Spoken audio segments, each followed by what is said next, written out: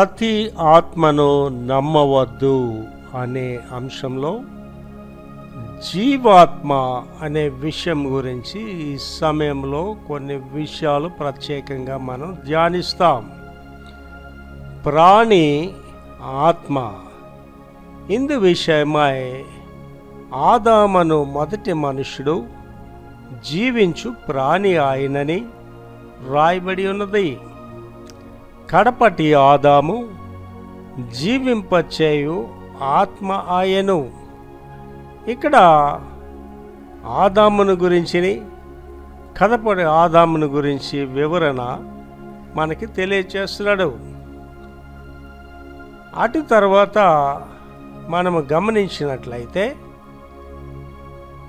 ధర్మశాస్త్రమే జీవము. మరలా వారితో ఇట్లనెను, మీతో సాక్ష్యముగా నేడు నేను పలికిన మాటలన్నిటినీ మీ మనస్సులో పెట్టుకొని మీ సంతతి వారు ఈ ధర్మశాస్త్ర వాక్యములన్నింటినీ అనుసరించి నడుచుకొనవలెనని వారికి ఆజ్ఞాపింపవలెను. ఇది మీకు నిరర్ధకమైన మాట కాదు, ఇది మీకు జీవమే. మరియు మీరు స్వాధీనపరుచుకొనుటకు యోర్దానును దాటబోచున్న దేశంలో దీనిని బట్టి మీరు దీర్ఘాయుష్మంతులు అగుదురు. ఇక్కడ ధర్మశాస్త్రము జీవము అనే విషయాన్ని బహు వివరంగా ఇక్కడ మనకి తెలియచేస్తున్నాడు. దాని వలన వారికి దీర్ఘాయుష్ వస్తుందనే విషయాన్ని తెలియచేస్తున్నాడు. జీవాత్మ యొక్క లక్షణములు దేవుడు ఆత్మ వలన సిద్ధపరిచినవి. ఆత్మ వలన బయలుపరచబడుట. మనుష్యాత్మ దేవుని ఆత్మ, లౌకిక ఆత్మ దేవుని నుండి ఆత్మ. ఆత్మతో సరిచూచుట, ప్రకృతి సంబంధమైన ఆత్మ అనే విషయాలు వివరంగా మనం ధ్యానిస్తాం.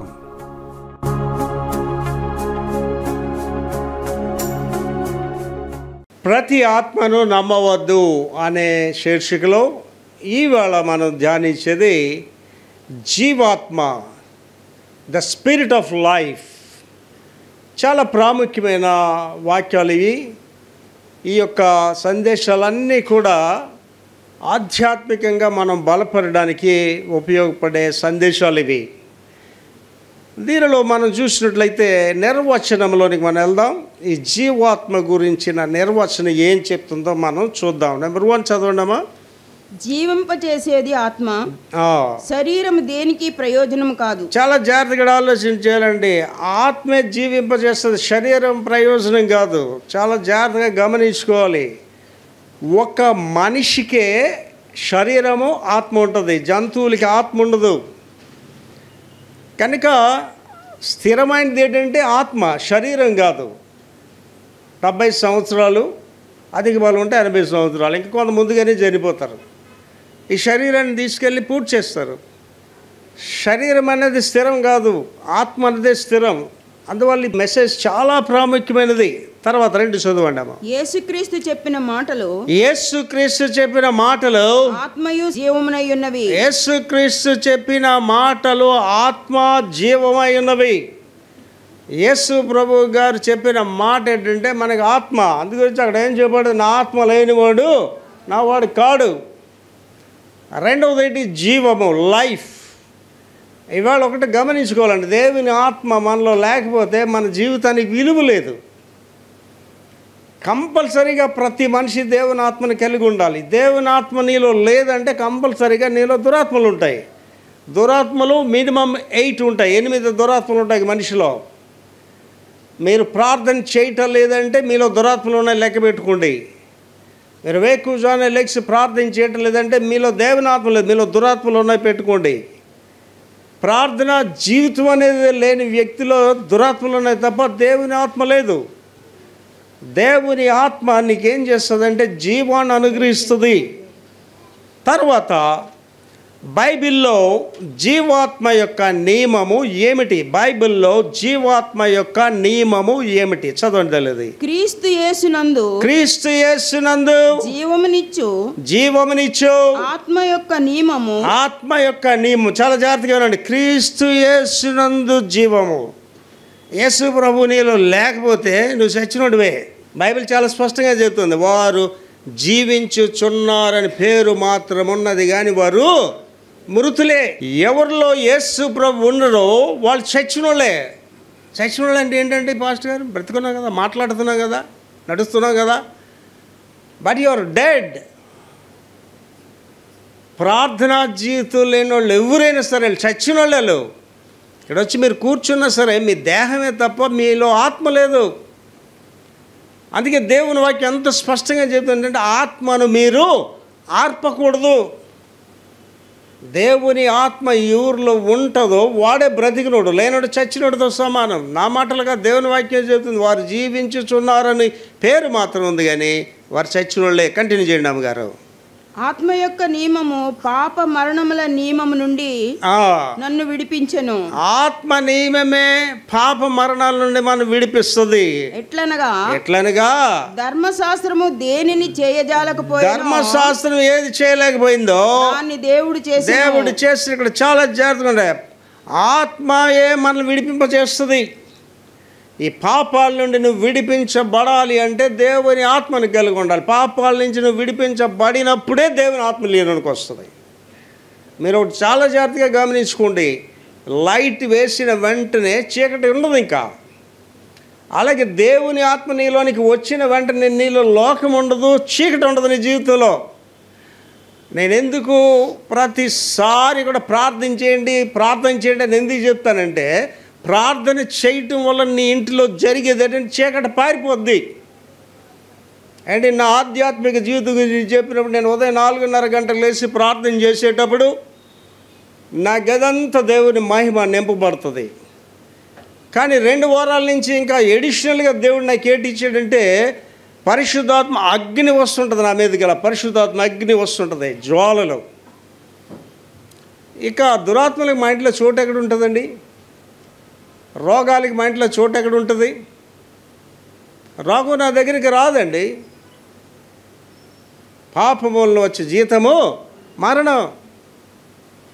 రోగాలు అనేవి నీ పాపాలకి ప్రతిరూపాలే తప్ప దేవుడు ఎవరిని రోగులుగా సృష్టించలేదు. నేను అందుకే చెప్తాను, రోగం వచ్చినోడు డాక్టర్ దగ్గరికి అది వెళ్ళవలసింది, యేసు ప్రభు దగ్గరికి వెళ్ళాలి. కనుక ఈ ఆత్మ అనేది ఈ పాప నియమం నుండి మనల్ని విడుదల చేస్తుంది. తర్వాత జీవాత్మ అంటే ఏమిటి? జీవాత్మను ఈలాగా సూచిస్తారు. చాలా జాగ్రత్తగా వినండి మాటలు. జీవాత్మ అంటే ఏంటి అసలు? What is the spirit of life? జీవాత్మను ఇలా సూచిస్తారు. నెంబర్ 1 చదవండి. ప్రభువు. జీవాత్మ అనగానే ఎవరంటే దేవుడే జీవాత్మ. ఆది కాండంలో మనం వెళ్ళినట్లయితే 1వ అధ్యాయంలో చెప్తాడు, వారి స్వరూపంలో మనిషిని సృజించారు. అంటే ఆదిలోనే తండ్రి, కుమార, పరిశుద్ధాత్మలు ఉన్నారు. కనుక జీవాత్మ అనగానే మనం మొట్టమొదటిగా అర్థం చేసుకోవాల్సింది ఏంటంటే ప్రభువు, తండ్రి, తర్వాత జీవాన్ని ఇచ్చేవాడు. జీవాత్మ అంటే ఏంటంటే జీవాన్ని ఇస్తాడు. జీవం అంటే ఏంటంటే లైఫ్, ఇంగ్లీష్లో లైఫ్. నువ్వు బ్రతకాలి అంటే నీలో జీవాత్మ రావాలి. బ్రతకడం అంటే ఇందాకే చెప్పాను, మీరు జీవించున్నారని పేరు మాత్రం చచ్చిన వాళ్ళు అంటే అర్థం ఏంటి? నీలో ఆత్మ లేకపోతే నువ్వు మాట్లాడుతావు, నడుస్తుంటావు, తింటావు, చచ్చిందని నువ్వు. జీవాత్మని నేను చేస్తుంది బ్రతికిస్తుంది అనమాట. మళ్ళీ చదవండి, అది 2వ పాయింట్. జీవాన్ని ఇచ్చేవాడు. నెంబర్ 3, దేవుని పరిశుద్ధాత్మ క్రీస్తులో మనకు జీవాన్ని ఇస్తాడు. ఏంటి ఇక్కడ చాలా అన్ని ఇంటర్లింక్స్ ఉంటాయి. మీరు చాలా జాగ్రత్తగా ఆలోచన చేసుకుని తండ్రి, కుమార, పరిశుద్ధాత్మ. మళ్ళీ చదవండి అమ్మా 3. దేవుని పరిశుద్ధాత్మ. చాలా జాగ్రత్తగా దేవుడు, దెన్ పరిశుద్ధాత్మ, తండ్రి, పరిశుద్ధాత్మ.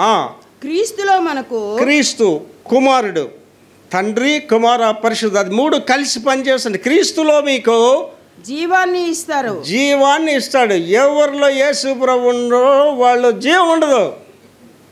ఇంకా జీవితం కూడా వేస్ట్ అండి, అనవసరం జీవితం. ఏంటి, నా మట్టుకైతే బ్రతుకుడు క్రీస్తే, చావు అయితే లాభం అని ఎందుకు చెప్పగలిగాడు భక్తుడు? అంటే ఒక్కసారి నీలో యేసు ప్రభు లేకపోతే నువ్వు బ్రతికిన చచ్చిన ఒకటే. చాలా జాగ్రత్తగా మనం ఆలోచన చేసుకోవాలండి. ఈ విషయాలు చాలా ప్రాముఖ్యమైనవి. నెంబర్ 4 చదువుదలి. మనల్ని చంపే పాప స్వభావాన్ని చంపేస్తాడు. ఎంత ప్రాధాన్యత ఒకసారి ఇప్పుడు జీవాత్మ నీకు ఎందుకు అవసరం ఆలోచన చేయండి. ఎందుకు ఈ జీవాత్మనికి అవసరం? మళ్ళీ చదవండి, అదే 4.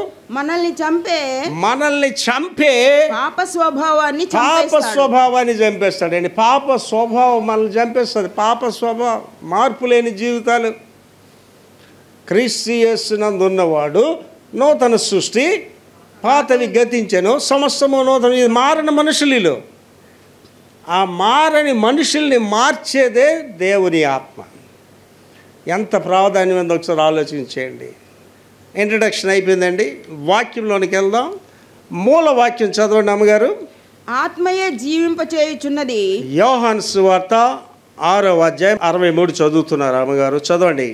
ఆత్మయే జీవింపచేయుచున్నది. జీవింపజేసేది ఏంటండి? శరీరం కాదు, ఆత్మే మనల్ని జీవింపజేస్తుంది. శరీరం కేవలము నిష్ప్రయోజనము. ఈ శరీరం నిష్ప్రయోజనమా? నేను మీతో చెప్పి ఉన్న మాటలు ఆత్మయు జీవమునైనది. చాలా జాగ్రత్తగా ఆలోచించి. చాలా మంది శరీరాన్ని చూసి మురిసిపోతుంటారు. శరీరం ఎవడికి కావాలండి? అందమైన శరీరము.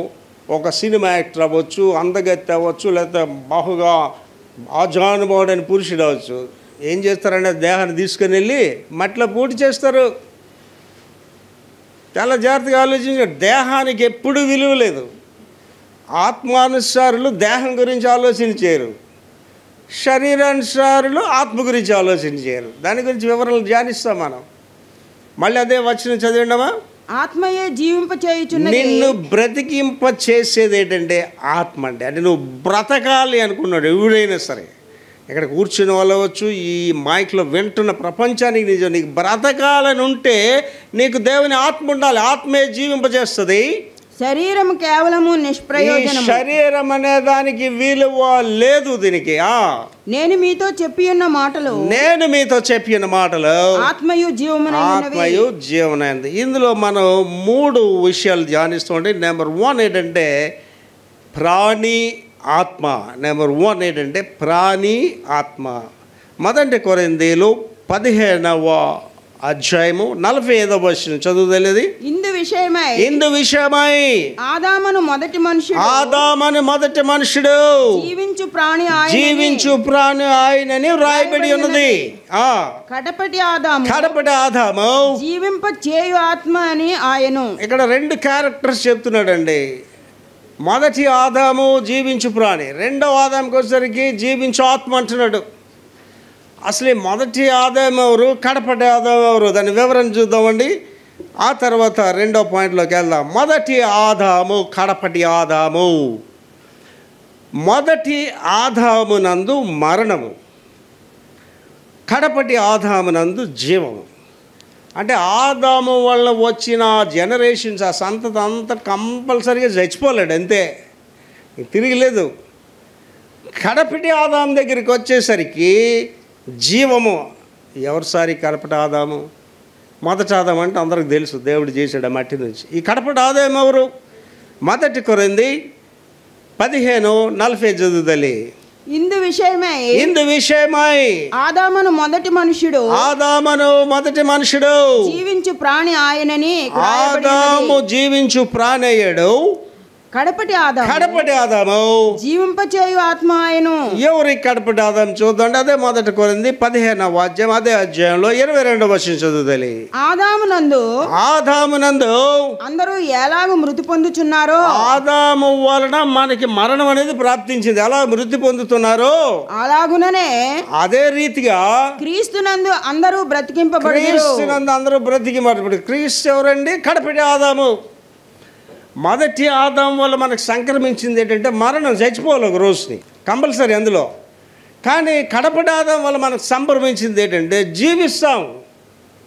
అదే యేసు ప్రభు గారు యోహాను సువార్త 11వ అధ్యాయంలో చెప్తాడు, నా యందు విశ్వాసం ఉంచువాడు చనిపోయినను బ్రతుకును, బ్రతికి నా యందు విశ్వాసం ఉంచువాడు ఎన్నటికీ నీ చనిపోడు.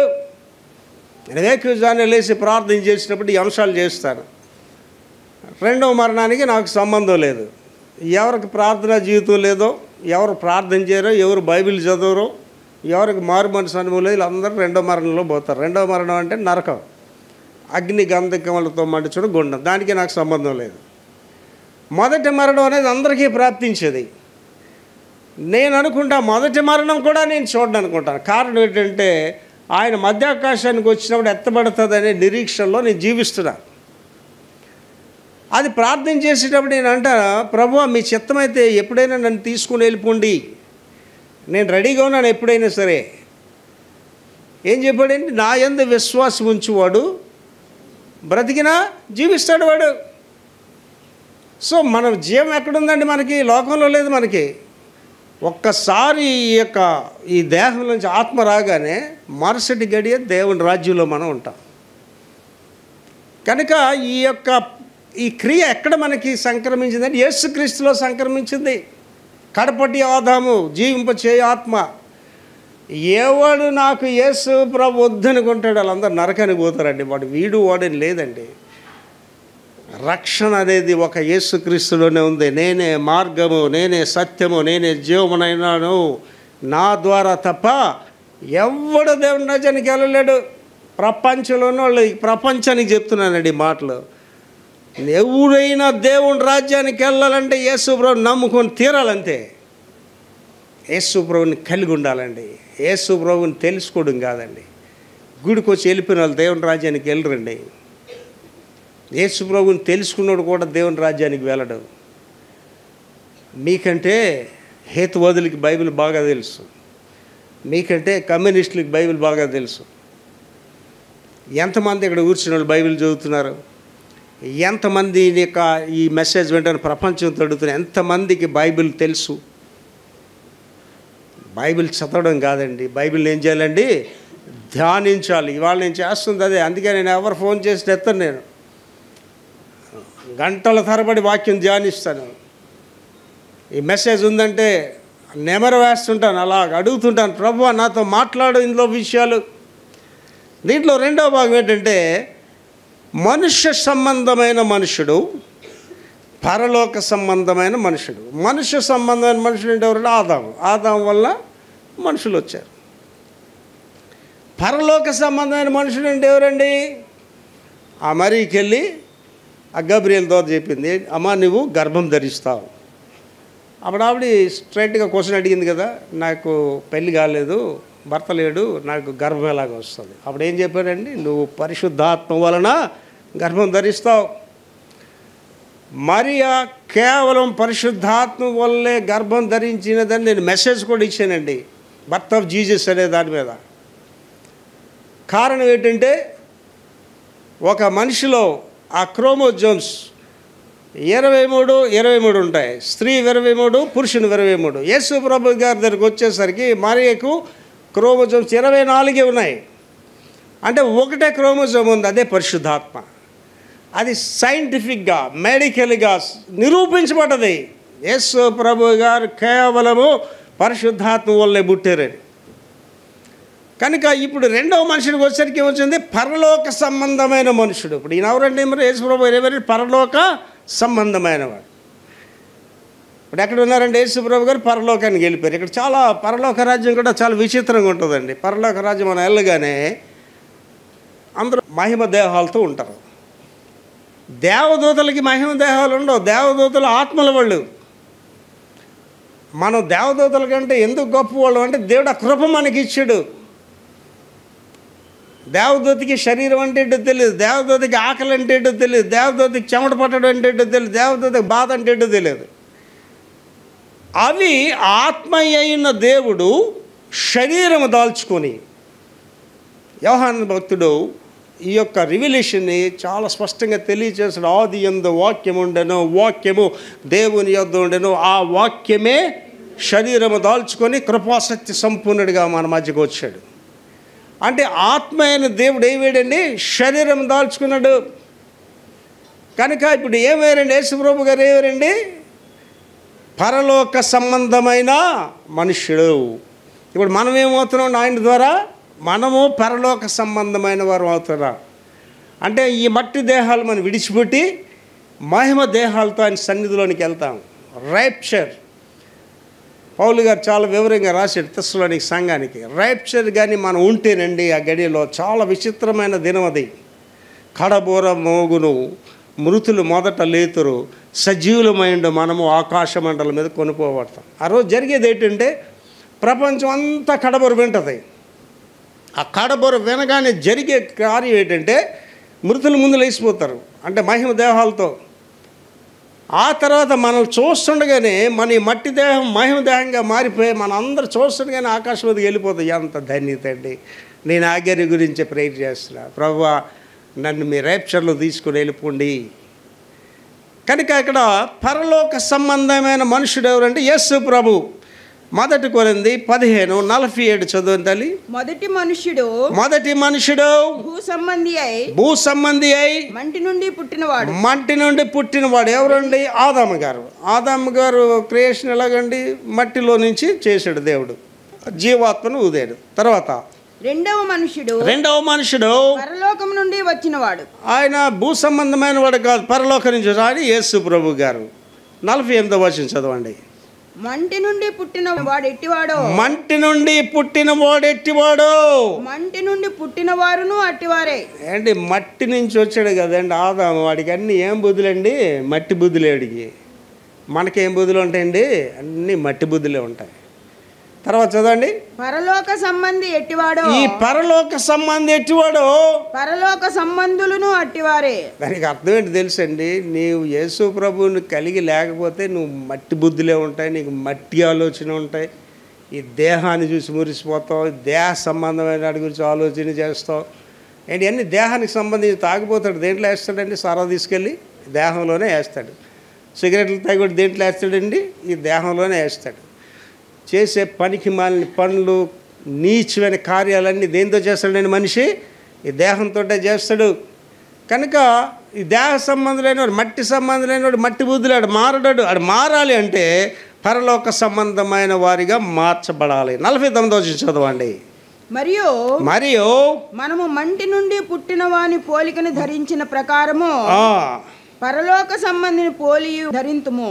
ఇక్కడ చాలా జాగ్రత్తగా గమనించుకోవాల్సింది ఏంటంటేనండి, మట్టి నుంచి వచ్చిన వాడి బుద్ధులు ఎలా మట్టి బుద్ధులు ఉన్నాయో పరలోక సంబంధమైన వారికి కూడా అలాంటి బుద్ధులు ఉంటాయి. అదే వివరణ ఏంటంటే క్రీస్తు యేసు నందున్నవాడు నూతన సృష్టి, పాతవి గతించెను, సమస్తము నూతనమైన.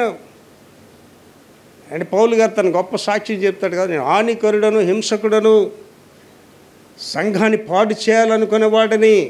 కానీ వాళ్ళు ఏమైపోయాడండి? సంఘాన్ని కట్టేవాడిగా మార్చబడ్డాడు.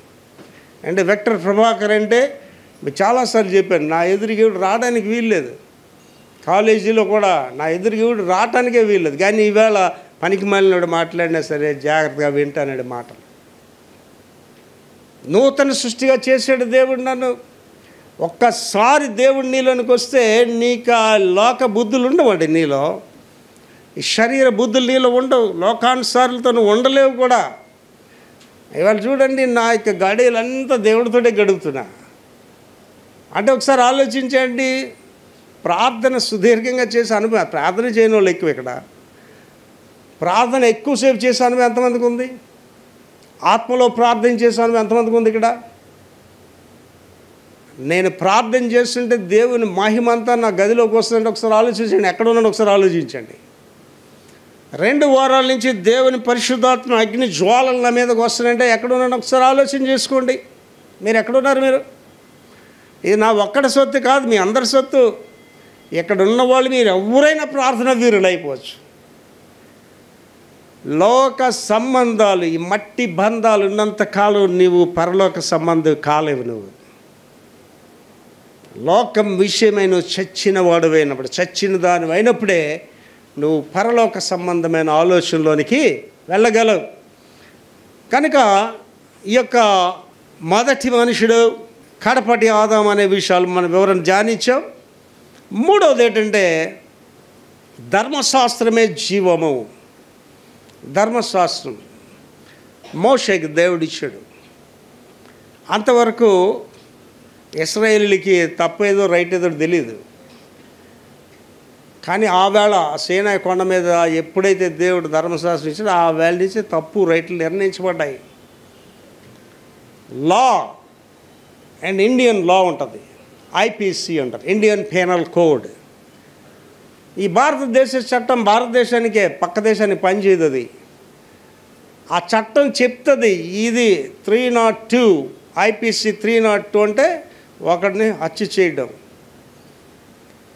498A ఐపీసీ 498A అంటే harassment which leads for somebody to the suicide. ఒక వ్యక్తి ఆత్మహత్య చేసుకోవడానికి ప్రేరేపణిచ్చే దానికి చట్టం ఏంటంటే 498A IPC, Indian penal code. చాలా జాగ్రత్తగా ఆలోచించేయండి. చట్టం అనేది ప్రతి మనిషికి అప్లై అయిపోద్ది. రాజకీయ నాయకులు మాట్లాడేటప్పుడు ఏం చెప్తారండి, చట్టం దాని పనేది చేసుకొని వెళ్ళిపోతారు. చట్టం నుంచి ఎవడో తప్పించుకోలేడని చెప్తారు. ఈ యొక్క లోక చట్టాల నుంచి తప్పించుకోగలవేమో కానీ దేవుని చట్టం నుంచి ఎవడు తప్పించుకోలేడు. అదే ధర్మశాస్త్రం. మేము రోమా పత్రిక 3వ అధ్యాయం బైబిల్ స్టడీ చేస్తున్నాం ఫ్రైడే.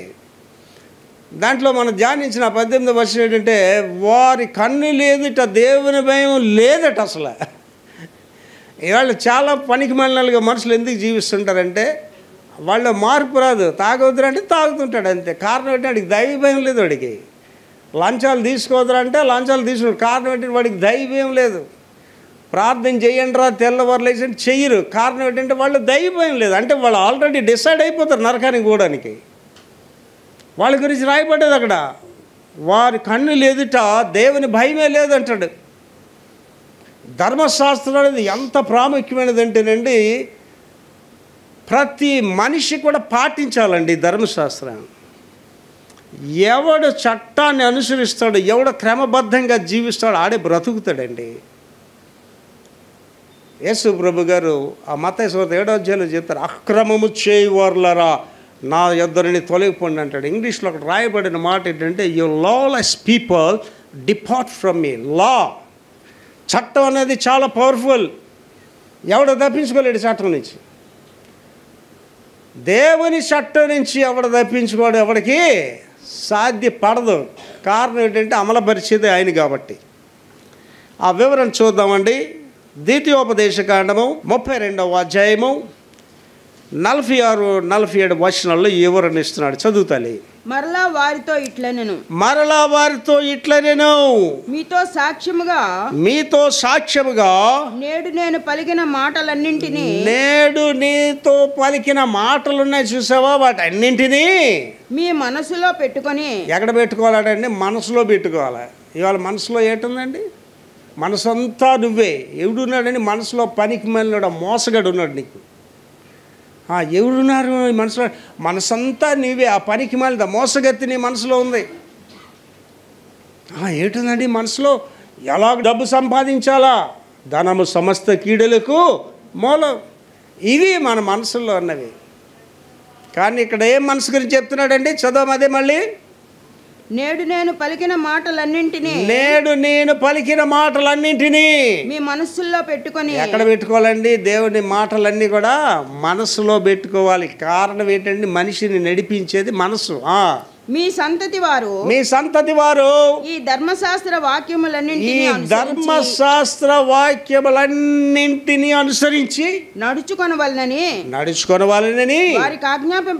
వారికి ఆజ్ఞాపించాలి.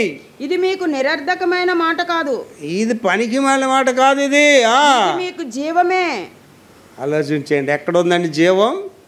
లైఫ్ ఎక్కడుందండి? దేవుని మాట వినడంలో నీకు లైఫ్ ఉంది. దేవుని మాట ఎవడ వినడో వాళ్ళ జీవం ఉండదండి. చాలా భయంకరంగా రోమపత్రికలో 1వ అధ్యాయంలో అయితే భయంకరంగా రాసాడు వాళ్ళ గురించి. ఏంటంటే వారు దేవునికి వారి హృదయంలో చోటు ఇయ్యనొల్లకపోయిరి గనుక చేయరాని కార్యములు చేయుటకు దేవుడు వారిని భ్రష్ట మనసుకు అప్పగించాడు. అంటే ఏంటి చూడండి, కొంతమంది మనుషుల్లాగా ప్రవర్తించాడు. మనిషేవాడు బీస్టులాగా ప్రవర్తిస్తుంటాడు, మృగంలా ప్రవర్తిస్తుంటాడు. నాకు తెలిసినంతవరకు మన చర్చ్లోని భార్యని కొట్టేవాడు అవడం లేడని నేను అనుకుంటాను. అలాంటి వాడు ఉంటే గుడికి రావద్దు వచ్చే వారం నుంచి. నిజంగా చెప్తున్నానండి, భార్యని కొట్టేవాడు ఎవడంటే మృగం, వాడు బీస్ట్. వాళ్ళు మానవత్వం లేనప్పుడు భార్య మీద వాడు చేయి చేసుకుంటాడు. జీవింపజేసేది ఏంటంటే దేవుని ధర్మశాస్త్రం నేను బ్రతికిస్తుంది. దానికి సువార్తలకు వచ్చేసరికి ఏం చెప్పాడండి, మనుష్యుడు రొట్టె వల్ల మాత్రం కాదు, అంటే తిండి వల్ల కాదు, దేవుని నోటి నుండి వచ్చే మాట వల్ల జీవిస్తాడు. అంటే దేవుని మాటలలో ఎంత శక్తి ఉన్నదండి. ఒక్కొక్కడు అపోస్తలులందరూ పలాయనం చేసేస్తున్నారు, వెళ్ళిపోతున్నారు అందరూ. యేసు ప్రభు గారు పేతురు గారిని అడిగారు, ఏమయ్యా పేతురు, నువ్వు కూడా వెళ్ళిపోతావా? అంత చక్కని మాట వాడేది తెలిసాడు పేతురు. నేను ఎక్కడికి వెళ్తాను ప్రభువా, నీవే నిత్య జీవపు మాటలు గలవాడవు. అంటే దేవుని మాట విన్నోడు బ్రతుకుతాడండి, ఎవడైనా సరే. అంటే నాకు మీకులాగా 2 చేతులు 2 కాళ్ళు, నేను మీకులాంటి మనిషినే. కానీ ఇవాళ దేవుడు నన్ను అత్యున్నతమైన స్థితిలో ఎందుకు పెట్టాడండి? ప్రపంచానికి సువార్త ప్రకటించే స్థితిలో ఎందుకు పెట్టాడండి? అనర్గళగా 18 పుస్తకాలు రాసే కృపలో దేవుడు నన్ను ఎందుకు పెట్టాడండి? ఈవేళ నేను చెప్తున్న ఈ వాక్యం అండి, ప్రపంచంలో చెప్పేవాళ్ళు చాలా తక్కువ మంది ఉంటారు ప్రపంచంలో. కారణం ఏంటంటేనండి, నువ్వు ఆ దేవునిలోనికి వెళ్తుంటే ఆ లోతైన ఆధ్యాత్మిక జీవితానికి వెళ్తుంటే అది ఎంత మధురంగా ఉంటుంది తెచ్చండి. యెహోవా ధర్మశాస్త్రమును దివరాత్రములు ధ్యానించువాడు ధన్యుడు, అతడు ఆకువాడక నీటి కాలువలు ఎవరు నాటబడిన వాడే అంటాడు. ఆడే వెక్టర్ ప్రభాకర్ అండి, ఆడే వెక్టర్ ప్రభాకర్. నీవెందుకు అలాగ ఉండకూడదు? బైబిల్ చదవడానికి టైం లేదు, ప్రార్థన చేయటానికి టైం లేదు, వీలైతే గుడికి వద్దాం లేకపోతే మానేద్దాం, అది కూడా ఆలిష్టమే. గుడికి వెళ్ళాలా వద్దా కూడా వాళ్ళే డిసైడ్ చేసుకుంటారు. చాలా జాగ్రత్తగా ఆలోచించండి. ధర్మశాస్త్రం అనుసరించడమే జీవము. ఎవరైనా సరే ఇక్కడ కూర్చున్న వాళ్ళు కానీ ప్రపంచంతో నేను చెప్తున్నానండి, నీకు బ్రతకాలి నువ్వు అనుకుంటే దేవుడి మాటలు వినాలి. నా గొర్రెలు నా స్వరము వినును గనుక అవి నన్ను వెంబడిస్తాయి. స్వరమే వినకపోతే నువ్వు వెంబడిస్తావు. ఎన్ని మాటలు చెప్పారండి యేసుప్రభు గారు. నేను చెప్పిన బోధలు కదా, యేసుప్రభు గారు చెప్పారు ఇవన్నీ కూడా. నా మాటలు విని వాటి ప్రకారముగా జీవించువాడు బండ మీద తన ఇల్లును కట్టుకున్న వాడై ఉంటాడు. వాన కురిసెను, వరదలు వచ్చాను, తర్వాత గాలి వీచెను, ఆయనను ఆ ఇల్లు పడిపోలేదు. ఏమండి, నాకు వాన కురిసిందా లేదా నా మీద? భయంకరమైన వానలు కురిసాయి. వరద వచ్చిందా లేదా? భయంకరమైన వరదలు నా జీవితంలో వచ్చాయి. గాలి వీసిందా లేదా? తుఫాను గాలులు వీసాయి నా మీద. అయినా వెక్టర్ ప్రభాకర్ కదిలింపబడలేదు. కారణం, ఎక్కడ కట్టుకున్నానండి నా ఇల్లు? బండ మీద కట్టుకున్నా. కనుక చాలా జాగ్రత్తగా ఆలోచన చేసుకోండి. దేవుని మాటలు వింటే మీరు బ్రతుకుతారు తల్లి, మీ కుటుంబం బ్రతుకుతుంది. చాలామంది అనుకుంటారండి, డబ్బు సంపాదించిస్తే నేను గొప్పదాన్ని వైపు పనికి మళ్ళిందని పోతాం. ధనము సమస్త కీడులకి మళ్ళీ అనేకులు ధనమును అపేక్షించి విశ్వాస భ్రష్టులైపోయారు. దేవుని వాక్యం ఏం చెప్తుందంటే, పేదలైన మీరు ధన్యులు, డబ్బు లేనుడే ధన్యుడు. ధనవంతుడు ఉన్నాడు అనుకోండి, ధనవంతులారా మీకు శ్రమ. ఏంటి చూడండి, డబ్బు లేనంతసేపు మా నాయన అంత బాగుండేవాడండి. డబ్బు రాగానే అడిగి వ్యసనాలు, దేవుడికి దూరం అయిపోయి, ఆరోగ్యం పాడైపోయి మధ్యకాలంలో చేస్తారు. కనుక చాలా జాగ్రత్తగా ఆలోచన చేసుకుని ధర్మశాస్త్రము మూడో పాయింట్లోకి వెళ్తున్నామండి.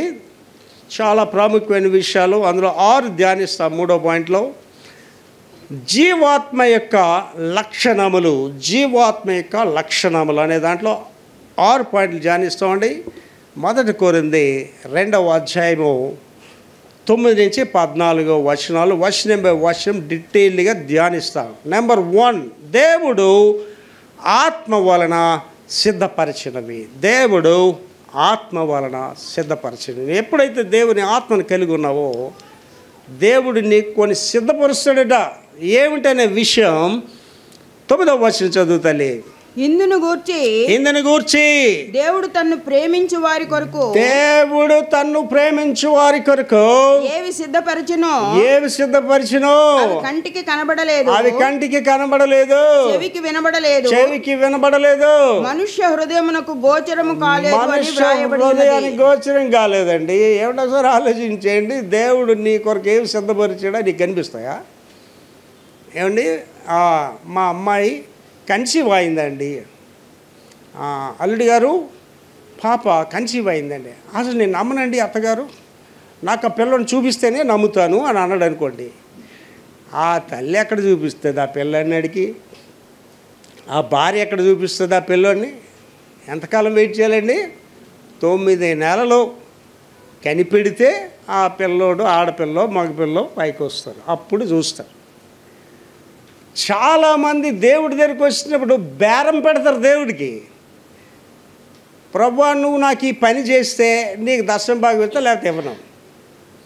ప్రభువా నువ్వు ఈ పని చేస్తే నేను గుడికి వస్తాను, లేకపోతే రాను. గుడికి రాని వాళ్ళు మీరు ఇంటర్వ్యూ చేయండి. ఏమండి గుడికి ఎందుకు రా? ఊరుకోండి సార్, ఏంటి పాస్టర్ గారు అలా చెప్తారు కదా, దేవుడు లేడు సార్. ఏంటి సార్, ఎందుకు సార్ దేవుడు లేడు? దేవుడు ఉంటే నా కొడుకు ఎందుకు చచ్చిపోతాడు సార్? ఆడు పనికి మాలినోడైపోయి క్రమశిక్షణ లేకుండా మత్తు మందులకి అలవాటు పడి ఒక పనికి మాలిన కొడుకు నువ్వు డబ్బులు ఇచ్చి బళ్ళు ఇచ్చి తిరగమంటాడు. ఏం చేస్తాడంటాడు? అకాల మరణం చెందుతాడు. నీ కొడుకు అకాల మరణం ఎందుకు చెందాడు? బుద్ధిహీనురాలువైన తల్లి వల్ల. దానికి ప్రతిఫలం ఏంటంటే గుడికి రాదేవిడి. ఏమ్మా గుడికి దేవుడు నా కొడుకును కాపాడలేదండి, యాక్సిడెంట్లో చచ్చిపోయాడండి, ఇవి చెప్తారు. చూసారండి, దేవుడు మనకి ఏటి దాచిపెట్టాడు? అవి కంటికి కనబడలేదు, చెవికి వినబడలేదు. అంటే నా ద్వైవాహ జీవితం నేను ప్రారంభించినప్పుడు నేను ఇంటర్మీడియట్ ఫెయిల్డ్ అంటే డైరెక్ట్గా చెప్పాలంటే 10th క్లాస్ బిఏ బీడీ చదివేసింది. అప్పుడు వాళ్ళ నాన్నగారు, అమ్మా పెద్దల్లి ఈయన వివాహం చేసుకోమా, ఆయన చాలా పెద్ద దైవ సేవకుడు అవుతాడు ఆయన. ఆవేళ దైవ సేవకుడు ఏంటండి? ఏమీ లేదు. ఆవేళ చదివేటి ఇంటర్మీడియట్ ఫెయిల్డ్ 10th క్లాస్. కానీ ఆయన ఏం చూశాడండి ఆ రోజుల్లో? ఏవి దాచిపెట్టబడ్డాయో నా గురించి, నా భవిష్యత్తు ఏంటో చూడగలిగాడు ఆయన. ఆవేళే కానీ ఈవిడ నాన్నగారిని ఈ యొక్క మహిమంతా చూపించమంటే చూపించలేడు, ఆయనకే తెలియదు. ఏంటి వాళ్ళు మీ పిల్లలు చూడండి, ఇక్కడ మన చర్చిలో ఉన్న కొంతమంది పిల్లలు ఎంత ఉన్నతమైన స్థితిలో ఉన్నారండి. ఆ అమ్మాయి వెళ్ళిన స్థితికి ఎవడ వెళ్ళాలని వెళ్ళలేడు, నేనే వెళ్ళలేను ఆ దేశానికి. అమ్మాయిలు ఉన్న స్థితులకి ఎవడు వెళ్ళాడండి. అలాంటి స్థితిలో పురుషులకి ఇచ్చాడు దేవుడు, స్త్రీలకి ఇచ్చాడు. కారణం ఏంటంటే ఆయన యొద్దకు వచ్చువాడు ఆయన ఉన్నాడనియు తన్ను వెదకు వారికి ఫలం ఇస్తాడని నమ్మవలని కదా. ఏంటి దేవుడి దగ్గరికి వచ్చి ఏంటి చాలామంది మోలీ వాళ్ళు, మా చిన్నప్పుడు ఉండేది మోలీ వాడు, ఎలా అడ్రమని డబ్బా తిప్పి ఒక తెల్ల కాగితం తీసి రూపాయి చేసి చూడు. నేను అనుకున్నాను రూపాయి, ఈ కాగితాలన్నీ రూపాయలు అయిపోతే ఎంత బాగున్నాను. చాలామంది దేవుని కార్యాలు మోలీలాగా, అంటే వాళ్ళకి అనగానే అయిపోవాలంతే. ఇవాళ మేడ వచ్చేయాలంటే మేడ వచ్చేయాలా. అంటే విక్టర్ ప్రభాకర్ అనేవాడి స్థితికి రావడానికి ఎన్ని సంవత్సరాలు ప్రయాణం చేశాడండి. 69 సంవత్సరాలు బాధలు, వ్యధలు, కష్టాలు, అవమానాలు, గాయాలు ప్రయాణం చేసి స్థాయికి వచ్చారు. కనుక దేవుడు నీ కొరకు మంచి ఈవులు దాచి ఉంచాడు. You have very bright future. నీకు మంచి భవిష్యత్తు దాచి ఉంచాడు దేవుడు. ఎప్పుడండి? ఆయన నువ్వు విశ్వసించినప్పుడు, ఆయన మాటలు నువ్వు విన్నప్పుడు. నెంబర్ 2, ఆత్మ వలన బయలుపరచబడుట. ఈ ఆశీర్వాదాలు అవనండి, ఇవేమన్నా బయలుపరిచేదెవరు? ఆత్మే బయలుపరుస్తాడు. 10వ వచనం చదువురా. మనకైతే దేవుడు వాటిని తన ఆత్మ వలన బయలుపరిచి ఉన్నాడు. ఆ ఆత్మ అన్నిటినీ దేవుని మర్మములను కూడా పరిశోధించుచున్నాడు. ఏంటి ఎవరు బయలుపరుస్తున్నారండి ఈ విషయాలు? ఆత్మే మనల్ని బయలుపరుస్తుంది. ఏంటి ప్రకటన గ్రంథం చెప్పేటప్పుడు మోకాళ్ళ మీద ప్రార్థన చేసేవాడు, గంటన్నర ప్రార్థన చేసేవాడు. ప్రభువుని అడిగేవాడిని, ప్రభువా ఈ యొక్క రిలీజియస్ బైబిలోన్ అనేది ఏంటి ప్రభువా? అసలు ఈ మత సంబంధమైన బైబిలోన్ ఏంటంటే, బైబిలోన్ ఇవాళ లేదు కదా ప్రభువా, ఈ మత సంబంధమైన బైబిలోన్ ఏంటంటే దేవుడు నాకు వివరించి చెప్పేవాడండి ఒక టీచర్ లాగా. అది రోమన్ కేథోలిక్ సంఘం పోపు గురించి చెప్పాడు. ఆ తర్వాత ధ్యానించినప్పుడు కమర్షియల్ బైబిలోన్ అనేది ధ్యానిస్తున్నాం. వ్యాపార సంబంధమైన ప్రభు బైబిలోనే లేదు కదా, ఇది వ్యాపార సంబంధమైన బైబిలోన్ ఏంటి ప్రభు అంటే అప్పుడు అమెరికా దేశం గురించి చెప్పాడు. అమెరికా ఎలాగ పతనం అయిపోతుంది దేవుడు నాకు ముందుగానే చెప్పాడండి. నేను ముందుగానే ప్రసంగం చేసిన అమెరికా పతనం అయిపోద్దని. ఇవాళ అమెరికా కిందకి వెళ్ళిపోతుందండి. It's going down day by day. ఒక బిషప్ గారు అమెరికా దేశంలో ఉన్నాడు. ఫోన్ చేశాను, నేను చాలాసేపు మాట్లాడాను. బిషప్ గారు ఒక విషయం అడగాలనుకుంటున్నాను మిమ్మల్ని. నేను అమెరికా రావచ్చా? అమెరికా పరిస్థితి ఎలాగుందండి? సార్ అస్సలు రాకండి సార్, అమెరికా చాలా భయంకరమైన పరిస్థితిలో ఉన్నదండి అన్నాడు. చర్చలు రన్ అవ్వటం లేదు, వాక్యం అందించబడటం లేదు, విశ్వాసులు లేరు. ఇవాళ 5 రాష్ట్రాల్లో, అమెరికా దేశంలో 5 రాష్ట్రాల్లో టార్నడోస్ అవి మన దగ్గర ఉండవు, అవి వస్త దేశాలు ఉండవు. అవి ఈ టార్నడోస్ అనేవి చలి వేడి కలిగిన ప్రదేశాల్లో ఏర్పడిపోతాయి. ఇలా సుడిగుండాలన్నమాట. ఆ గాలి సుడిగుండాలు ఏంటంటే భూమి మీద నుంచి ఇల్లులు కూడా పైకి తీసుకెళ్ళిపోతుంటాయండి. వేల మంది చేస్తున్నారు ఇవాళ అమెరికా దేశం. అయినా సరే వాళ్ళు ప్రభుని నమ్ముకోవట్లేదు. కొంతమంది ఉన్నారు కిందకి వెళ్ళిపోతుంటారు, కుటుంబం కథాకథలం అయిపోతుంటుంది, భ్రష్టతలో పోతుంటారు. అయినా ప్రభుని నమ్ముకోరు, అయినా మారు మనసు పొందరు, అయినా ప్రార్థన చేయరు. దేవుని సేవకు లక్షణం ఏంటి తెలుసండి? యెహోషువ యెరికో పట్టణాన్ని జయించారు. పెద్ద పట్టణం అది. గుణపాలు వాడలేదు, బాంబులు వాడలేదు, కత్తులు వాడలేదు, ఏమీ వాడలేదు. కేవలం దేవుడు వాళ్ళకి ఫ్రీగా ఇచ్చాడు అంతే. అది అయిన తర్వాత చిన్న ఊరి మీదకి యుద్ధానికి వెళ్ళాలి. హాయి, ఆ ఊరి పేరు హాయి. ఆవిడ యెహోషువ అడిగాడు, ఎంతమందిని తీసుకెళ్ళవచ్చు? సార్ చాలా చిన్న ఊరు సార్, ఒక 500 మంది అయితే చాలు సార్, అది మనం జయించేస్తాం. సరే 500 మంది పట్టుకుని వెళ్ళమంటే 500 మందిని వాళ్ళు ఎంట తగిలి కొడతారు, 50 మంది చంపేస్తారు. ఆ మాట యెహోషువకు తెలగానే ఈ రోజుల్లో లీడర్ అయితే ఏం చెప్తాడు తెలుసండి? 500 మంది వెళ్తే వాళ్ళు మనల్ని ఎంట తగిలారా, ఓకే 5000 మంది వెళ్ళండి, ఆ పట్టణాన్ని నేలమట్టం చేసేయండి అని చెప్తారు. యెహోషువ పని చేయలేదండి, ఆడే దైవ సేవకుడు. ఇక్కడ ఎవరికైనా మీకు దైవ భయం ఉంటే మీరు అదే పని చేస్తారండి. ఇంటికి కష్టం కలగగానే, ఇంటికి బాధ కలగగానే చేయవలసిన పని ఏంటంటే, యెహోషువ ఏం చేశాడండి? వస్త్రాలు చించుకొని, బూడిద జల్లుకొని, దేవుడా ఇంత గొప్ప పట్టణం ఎరుకొని మాకు ఫ్రీగా ఇచ్చావే, ఆ హాయి మీద ఎందుకు మాకు అపజయం కలిగింది, మాలో ఉన్న పాపం ఏంటి మాకు చూపించమని అడిగాడండి. ఇవాళ నీళ్ళు ఇంత గందరగోళం అయిపోతుంది. ఎప్పుడైనా కన్నీరు కాచి ప్రార్థన చేసి అడిగేవా, ప్రభువా మీకు ఎక్కడ దూరం అయిపోయాం, మేము ఎక్కడ మేము తప్పు చేస్తున్నామని అడిగారా? అడగరు. అలా వాళ్ళు బాగున్నారు, వీళ్ళు బాగున్నారు, దేవుడు మాకే కష్టాలు ఇచ్చాడు. దేవుడు ఎవ్వడికే కష్టాలు ఇవ్వడండి. దేవుడు మంచికే చేస్తాడు, దేవుడు కీడు చేయడండి. దుష్ట గడియలేని అంటారు, నమ్మకండి. ఆదికాండం 1 చదువుకోండి. ఆయన సృష్టి అంతా చేసినప్పుడు ఆయనకి అంతా మంచిగానే కనిపించింది. దేవుడు నీకు ఇల్లు ఇస్తాడా? మంచి ఇల్లు ఇస్తాడు. భర్తనిస్తాడా? మంచి భర్తనిస్తాడు. విద్యనిస్తాడా? మంచి విద్యనిస్తాడు. దేవుడు ఎవరికి కీడు చేసే దేవుడు కాడు ఆయన. ఇంకా మనకు అర్థమని వివరణ కూడా ఎలా చెప్పాడండి? మీరు చెడ్డవారయ్యుండి మీ పిల్లలకి మంచి జీవులు ఇస్తారు కదా. మీ పిల్లడు రొట్టెడితే రాయిస్తారా? చేపడితే పాము ఇస్తారా? ఒరే మీరు చెడ్డోలైన మీ పిల్లలకు మంచివి ఇస్తే పరలోకపు తండ్రి ఇంకా మంచి జీవులు ఇస్తాడు. God always give the best for us. ఎవడు దేవుని మీద ఆధారపడతాడో వాడు శ్రేష్టమైన ఆశీర్వాదాలు దేవుడు దాన్ని పొందుతాడండి. ఇది బయలుపరిచేది ఎవరండి? దేవుని ఆత్మ. నెంబర్ 3, మనుష్యాత్మ, దేవుని ఆత్మ. The spirit of human, the spirit of God. మనుష్యాత్మ, దేవుని ఆత్మ. 11వ వచనం చదువురా. ఒక మనుషుని సంగతులు అతనిలోనున్న మనుష్యాత్మకే గాని మనుషులలో మరి ఎవరికి తెలియను. అలాగే దేవుని సంగతులు దేవుని ఆత్మకే గాని ఎవరికి తెలియవు. ఎవరికి తెలియవు. అండ్ ఇక్కడ జాగ్రత్తగా ఆలోచించండి. నా వాక్యం మీ మీద చాలా మంది మీద ఎందుకు పనిచేయదు తెలుసండి? మీలో దేవుని ఆత్మ లేదు కాబట్టి, నామకార్థ క్రైస్తవులు కాబట్టి, వచ్చామా వెళ్ళిపోయామా అనుకున్న వాళ్ళకి దేవుని సంగతులు అర్థం కావాలి. దేవుని సంగతి అర్థం కావాలంటే ఆయన ఆత్మ నీలో ఉండాలి.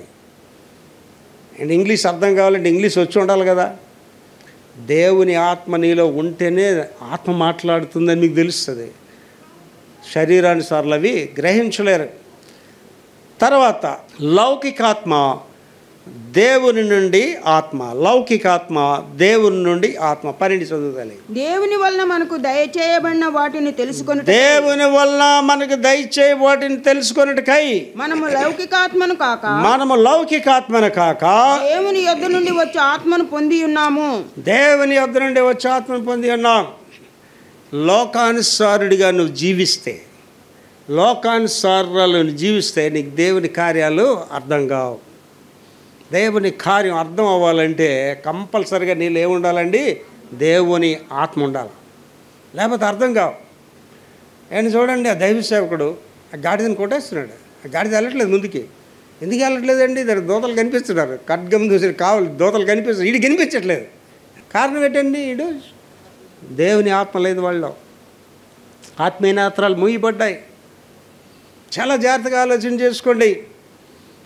చాలా అమూల్యమైన వాక్యాలండి వాళ్ళు మనం ధ్యానిస్తున్నాయి. మీకు మీరు డిసైడ్ చేసుకోవాలా, దేవుని బిడ్డలుగా జీవించాలా, లోకానుసారంగా జీవించాలి. మీరే డిసైడ్ చేసుకోవాలా.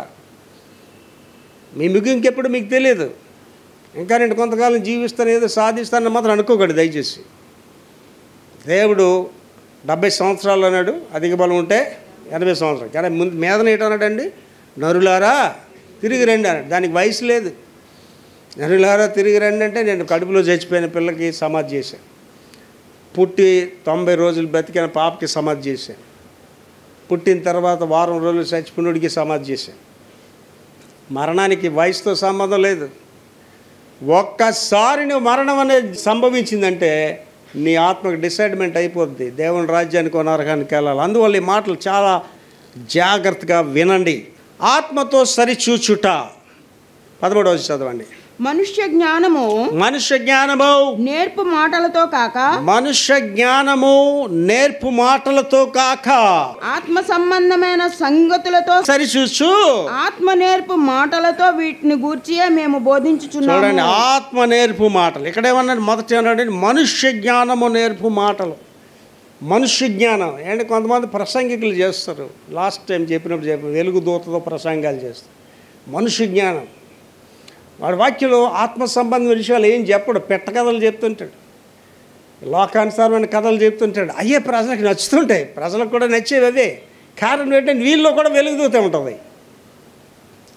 దురదృష్టలు గలవారు అండ్ ఎంత స్పష్టమైన సందేశం ఇక్కడ ఇస్తున్నాడు చూడండి. ఇక్కడ ఆత్మ సంబంధమైన సంగతులతో సరిచూచుచు ఆత్మ నేర్పు మాటలతో వీటిని గురించి మేము బోధిస్తున్నాం.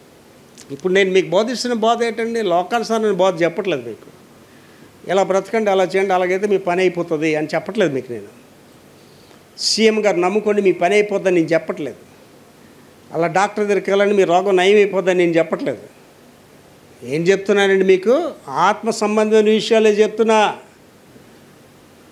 అక్కడికి మీరు వస్తేనే కానీ ఆ విషయాలు మీకు అర్థం కావవి. మీరు ఎంతకాలం దేవుడికి దూరంగా ఉంటారో ఈ ఆత్మ సంబంధమైన విషయాలు మీకు ఏమీ అర్థం కావు. అండ్ ఒకసారి ఆలోచించేయండి. ఒక రోజుని మనం ఎన్ని విడిచిపెట్టి ఆయన ముఖాముఖిగా చూస్తూ ఆయనతో జీవిస్తాం. ఆ జీవం ఎంతకాలం? యుగ యుగములు. ఈ జీవితకాలం ఎంతకాలం? 70 సంవత్సరాలు. అధిక బలం ఉంటే 80 సంవత్సరాలు. ఈ అశాశ్వతమైన దాని గురించి ఎంత ఆలోచిస్తున్నామండి? ఇది కావాలా, అది కావాలా, ఎన్ని ప్రణాళికలు వేస్తున్నామండి. మేడ కావాలి, మెదులు కావాలి, ఎన్ని ప్రణాళికలు వేస్తున్నాం. ఎంతమందివి ఆ నిత్య జీవం గురించి ఆలోచన చేస్తున్నాం. అదేంటండి పాస్టర్ గారు, ఈ భూమి మీద మనకి ఇల్లు కావాలి కానండి, చచ్చిపోయి అక్కడికి వెళ్తాం, ఏట్లండి పాస్టర్ గారు, దేవుని రాజ్యానికి వెళ్తారు, అక్కడ ఏమైతే ఏముందండి పాస్టర్ గారు, ఓ మంచి ఇల్లు, ఓ మంచి కారు అవి ఉంటే బాగుంటుంది పాస్టర్ గారు అంటే. చాలామంది భక్తి మార్గాల్లో కూడా ఎందుకు రారంటే, సార్ మనం గుడికి వెళ్ళండి, ఆ పాస్టర్ గారు అన్ని రూల్స్ చెప్తారండి, ఈ మధ్యలోని ఆత్మ సంబంధమైన విషయాలని చెప్తున్నారండి, మనకెందుకు సార్ ఇవన్నీ, మనకు ఒక ఇల్లు కావాలా, కారు కావాలి, కానీ ఇవన్నీ ఎందుకండి. అసలు భక్తిగా ఉండాలా వద్దా, ఇవన్నీ నీకు కావాలని దేవుడికి తెలుసా తెలీదా. మనం ఇలాంటి పనికి మాలిన వాళ్ళనే పరిశుద్ధాత్మ దేవుడు రాయించాడండి. దైవ భక్తి ఈ లోకంలో రానున్న లోకంలో లాభసాధకమైనది అండి. నేను యేసుప్రభువుని నమ్ముకొని ఉన్నాను కాబట్టి, ఆ భక్తిలో ఉండబట్టి నాతో పని చేస్తున్న వాళ్ళు, నా సమకాలికులు, ఇవాళ టికెట్ సర్వీస్ ఆటోలు కూడా వెళ్ళిన వాళ్ళు ఉన్నారండి. ఓ సరైన నివాసాలు లేని వాళ్ళు ఉన్నారు, సరైన జీవితాలు లేని వాళ్ళు ఉన్నారు. దేవుడిని నమ్మినోడు ఒకడు చెడిపోడండి. దేవుడిని నమ్మినోడు ఒకడు చెడిపోడు, నమ్మినట్టుగా నటించినోడు చెడిపోతాడు. దేవుని దగ్గర నీకు నిత్య జీవం దొరుకుతుంది, దేవుని యొద్ద నీకు ఆశీర్వాదాలు దొరుకుతాయి అండి. దావీదు భక్తుడు తన అనుభవం చెప్పాడు ఆ మాట, ఆకాశమందు నీవు తప్ప నాకెవరున్నారు, దేవుడా నువ్వు నాతో ఉంటే ఈ లోకంలోనిది ఏది నాకు అక్కర్లేదు. అదే మన దగ్గర దేవుడు చడిగాడు అనుకోండి, దేవుడా నువ్వు ఉంటే లేకపోతే దేవుడే, ఒక మంచి మేడ, ఒక 20 లక్షల బ్యాంక్ బ్యాలెన్సు, ఓ మంచి ఖరీదైన కారు ఇచ్చి, ప్రభా నువ్వు ఉంటేటి లేకపోతే ఏంటి ప్రభా అని అన్నో లేరనుకుంటున్నారు. రేటు కొంపదీసి ఉన్నారు. అందుకే సాతానుడు యేసు ప్రభు గారికి పెట్టే శోధనలు, ఒక శోధన ఎంత విలువైంది ఏంటది, బో down to me I will give you the riches of the world అన్నాడు. అంటే నాకు నమస్కారం పెట్టుకోవాలకి నీకు లోక ఐశ్వర్యం ఇచ్చేస్తాను అన్నాడు. ఏంటి వాళ్ళు చాలామంది సేవకులు భ్రష్టులు ఎందుకు అయిపోతున్నారు తెలుసండి. దేవుడి మాటలు చెప్పడాడు, ఇవ్వండి ఇవ్వండి ఇవ్వండి, డబ్బులు ఇచ్చినాడికి ఒక మర్యాద ఇస్తాడు, డబ్బులు ఇవ్వనాడికి ఒక మర్యాద ఇస్తాడండి. నిజమైన దైవ సేవకుడు ఎప్పుడు చేయి చాపడండి. దేవుడు మనల్ని పోషిస్తానని చెప్పాడండి. సింహపు పిల్లలు లేమిగొంటాయి, వాటికి కూడా ఆకలేస్తుందేమో, కానీ నన్ను ఆశ్రయించిన నరుడికి ఏ మేలు కదువు చేయనన్నాడండి. లాస్ట్కి వెళ్ళిపోతున్నామండి. ప్రకృతి సంబంధమైన ఆత్మ 14వ వచనం చదవండి. ప్రకృతి సంబంధమైన మనుషుడు, ప్రకృతి సంబంధమైన మనుషుడు దేవుని ఆత్మ విషయములను అంగీకరింపడు. చాలా జాగ్రత్తగానండి ఈ మాట, మళ్ళీ చదువుతలేదు. ప్రకృతి సంబంధి అయిన మనుషుడు దేవుని ఆత్మ విషయములను అంగీకరింపడు. ప్రకృతి సంబంధమైన ఏంటంటే నామకార్థ గ్రహిస్తాడు. గుడికి వచ్చామా వెళ్ళిపోయినడికి ఇప్పుడు నా మాటలు అర్థం కావాడికి. ఆత్మలో ప్రార్థన చేయడు, ఆత్మ తానే నడిపిస్తుంది, ఆత్మను బయలుపరుస్తుంది అంటే నిజంగా బయలుపరుస్తుందా పాస్టర్ గారు అలా చెప్తారు. కానీ కారణం ఏంటి, వాడు ఏ సంబంధం అండి, శరీర సంబంధి, లోక సంబంధి, ఆత్మ సంబంధమైన వాడు కాదు వాడు. నువ్వు ఆత్మ సంబంధమైనదని కాకపోతే ఆత్మకార్యానికి అర్థం కావు అసలు. అందుకే స్పష్టంగా చెప్పాడు, నా ఆత్మ లేనివాడు నా వాడు కాడు. తర్వాత కంటిన్యూ చేయరా. అవి అతనికి వెర్రితనముగా ఉన్నవి. నమ్మడు కాదు కదటండి, ఎలాగుంటాయటండి, వెర్రితనంగా ఉంటాయట. అవి ఆత్మానుభవము చేతనే వివేచింపదగును గనుక అతడు వాటిని గ్రహింపజాలడు. ఏంటి మనం కొన్నిసార్లు ఇలాంటి మెసేజ్లు చెప్పేటప్పుడు, ఆధ్యాత్మికమైన విషయాలు చెప్పేటప్పుడు దేవుని వెలుగంతా నా గదిలోకి వచ్చేస్తుంది, దేవుని మహిమ అంతా నిజంగా వచ్చేస్తుందా, పరిశుద్ధాత్మ జ్వాలరస నిజంగా వచ్చేస్తాయా అండి. ఎర్ర సముద్రం పాయలవుతుందంటే అవకమంత అంతా నమ్ముతారండి వాళ్ళు, నమ్మరాలు.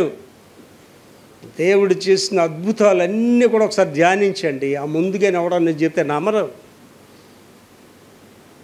కనుక ఆత్మ సంబంధమైన వారు అయితేనే ఇవన్నీ మనకు తెలుస్తాయి, లేకపోతే తెలియవండి. ఇవాళ నేను చెప్పిన మెసేజ్ కూడా మీరు ఆత్మ సంబంధులు అయితేనే అర్థమవుతుంది, లేకపోతే మీకేదో ఒక పరభాషలాగా ఏదో చెప్పారులే పాస్టర్ గారు అనే తప్ప బుర్రకి ఎక్కువ. ఇది కారణం ఏంటంటే ఈ బోధలు ఎవరికండి, ఈవేళ ప్రసంగం ఎవరికంటే ఆత్మ సంబంధులైన వారికే. ఆ వచనం మరొకసారి చదివి ముగించుకుందాం. చదివిరా. ప్రకృతి సంబంధి అయిన మనుషుడు అంటే లోకానుసారి అయిన వాడు దేవుని ఆత్మ విషయంలో అంగీకరింపడు. ఆడు ఎట్టి పరిస్థితుల్లో దేవుని ఆత్మకార్యాలు అంగీకరించండి. దేవుడు చేస్తాడంటే నమ్మడండి, దేవుడు ఇస్తాడంటే నమ్మడండి. అండ్ ఇవాళ నేను ఎంత బలంగా విశ్వాసం ఉంటానంటే నాకు రేపు ఏంటి కావాలో దేవుడు నాకు ఇస్తాడండి. నాకు తెలుసు దేవుడు నాకు పంపిస్తాడని, అలాగే పంపిస్తాడు. ఆత్మకార్యాలు మామూలు నమ్మడు. తర్వాత అవి అతనికి వెర్రితనముగా ఉన్నవి. నమ్మడ కాదు కదా, అడికి ఎలాగుంటాయి, వెర్రితనంగా ఉంటాయండి. నేను చెప్పే మాటలు కొంతమందికి వెర్రితనంగా ఉంటాయండి. అండ్ నేను మీకు రేపు ఏది జరగబోతుందో చెప్తుంటానండి. కొంతమంది పాస్టర్ గారు అలాగే చెప్తారులే అని, కానీ అదే జరుగుతుంది. మీకు సంభవించబోయి తెలియజేసేది ఆత్మ, మీరు ఎలా జీవించాలని చెప్పేదే ఆత్మ. అండ్ పాత కాలాల పాటలు రాశారండి. ఆత్మ నడుపు సత్యములోనికి నన్ను ఇప్పుడే, ఆత్మ దీపమును వెలిగించు ప్రభు. కనుక ఇక్కడ కూర్చుని మనందరికి ఏటి ఉండాలంటే దేవుని ఆత్మ ఉండాలండి. నీవి లోకానుసారాలుగా ఉన్నంతకాలం, వేకుబ్జామునే లెగిసి ప్రార్థన చేయనంత కాలం ఆ ఆత్మ నీలోనికి రాదు. నీవు దేవుని కార్యాలు చూడలేవు, దేవుని ఆశ్చర్యకార్యాలు అనుభవించలేవు. ఒకవేళ ఎవరైనా దేవుని కార్యాల గురించి చెప్తే వాటిని నువ్వు అంగీకరించవు కూడా. నా మాటలకి ఎక్కడ వారు అంగీకరించు అంటున్నాడు. ప్రకృతి సంబంధమైన మనుషుడు దేవుని ఆత్మ విషయములను అంగీకరించడు, దేవుని ఆత్మ కార్యాలు అంగీకరించడు. అవి అతనికి వెర్రితనముగా ఉన్నవి. అంగీకరించడం కాదు కదా, దేవుని ఆత్మ కార్యాలు వెర్రితనంగా ఉంటాయటమ్మా. అవి ఆత్మానుభవం చేతనే వివేచింపదగు గనుక అతడు వాటిని గ్రహింపజాలడు. ప్రార్థన చేసుకుందాం. ప్రతి ఒక్కరూ ధ్యానపూర్వకంగా ప్రభువా నేను గుడికి వస్తున్నాను, వెళ్ళిపోతున్నాను ప్రభువా, ప్రార్థన జీవితం లేదు ప్రభువా, వేకువజామున లేచి ప్రార్థన చేయట్లేదు ప్రభు, అందుకే నా ఇంట్లో అలజడలు, అల్లరి, అవమానాలు, నష్టాలు, గాయాలు కలుగుతున్నాయి. నాయనా నన్ను క్షమించయ్యా, ప్రార్థనాపరురాలుగా నన్ను మలచయ్యా, ప్రార్థనాపరుడిగా నన్ను మలచయ్యా. ప్రార్థన చేసుకుందాం తల్లి. ఎవరు మట్టుకోళ్ళు ఈ మాటలు పలికింది విక్టర్ ప్రభాకర్ గారి తల్లి. దేవుని ఆత్మే నాతో మీతో మాట్లాడాడు. ఇవాళ ఆత్మ మనం లోబడతామా జీవిస్తాం, ఆత్మ మనం లోబడకపోతే మనమే నాశనం అయిపోతాం తల్లి. ఇంకా నాశనం అయిపోతాం, హేళనగా మన కుటుంబాలు అయిపోతాయి. ఆత్మకు లోబడదాం, దేవుని ఆత్మను మన హృదయాల్లోనికి ఆహ్వానిద్దాం, దేవుని ఆత్మను మన ఇళ్ళలోనికి ఆహ్వానిద్దాం. అప్పుడు ఈ మొదట చెప్పిన మాట మీకు వర్తిస్తుంది. ఆయన నీ కొరకు దాచి ఉంచిన మేలులు అవి కంటికి కనబడలేదు, చెవికి వినబడలేదు. ఈ సమయంలో ప్రతి ఒక్కరము ఆత్మను ఆస్వాదించి ఇక్కడి నుంచి వెళ్దాం. ప్రార్థన చేసుకుందాం. మహాపరిశుద్ధ తండ్రి నాయన కృపామయుడ, ఈవేళ నాయన జీవాత్మను గురించిన వివరణ మాకు అందరికి ఇచ్చారు. ఆ జీవాత్మను కలిగి నీకిష్టులైన బిడ్డలుగా జీవించే కృప నాకును మాకందరికీ నీ దయచేయమని యేసు పరిశుద్ధ నామములో వేడుకుంటున్నాం తండ్రి. ఆమేన్.